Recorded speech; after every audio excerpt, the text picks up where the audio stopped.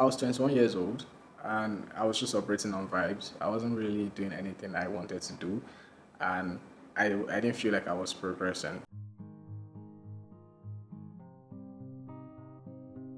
When I finished uni, I really didn't know what to do with myself. And despite the fact that I graduated with a first class in computer science and business management, the computer science part, which was my major rather, didn't excite me so much, and I just kind of abandoned it. During NYSA, I took a job with a tech company, and that experience reiterated the fact that I had known for a long time. Ever since I was old enough to understand the concept of money and the fact that you have to work for money, that I didn't want to work in a corporate organization. It just felt very stifling.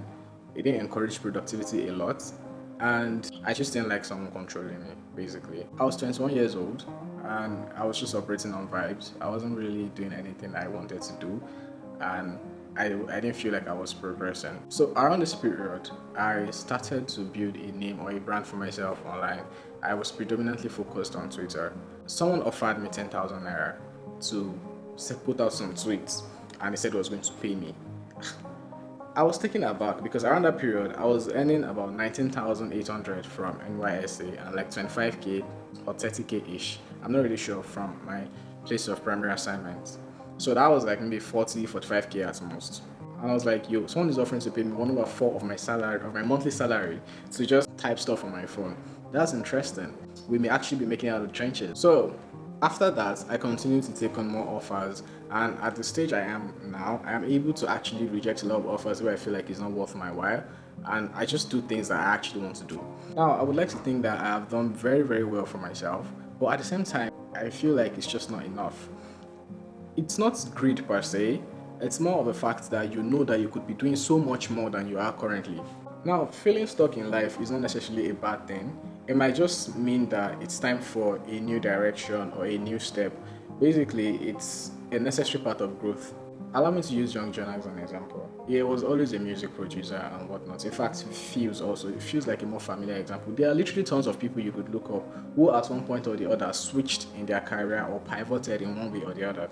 It just goes to show you that at some particular points you might just get bored, stuck, burnt out, just tired of what you're doing, and then you just need to change everything that you are doing and do something new that is going to inspire growth. After a while, I obviously started making some money, and the familiar feeling of being stuck got to me again because now it's not really about the money, it's now more or less about growth. Like, fine, you've achieved so and so far, and you've done so well for yourself, but you could be doing so much more. So what is the next step? What is the next thing that you can do? What is the next task, or what is the next challenge for you to conquer? Now, you may necessarily not have a choice when this feeling of being stuck comes over you.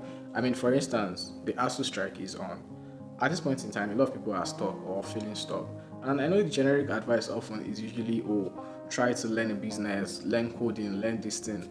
Like, there are people who just actually want to go to school, who want to graduate, and want to get a good paying job and build a career from there. Now, such people obviously are stuck and they might necessarily not have a choice in the situation that got them there. I'm no psychologist or somebody that you pay to talk to, but from my experience, every single time that I have felt stuck, what has brought me out of that slippery slope is trying something new.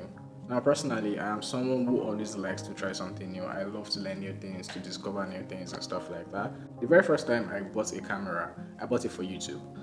I was just going to be like, oh, record yourself, post your video, and go. But then I fell in love with cinematography.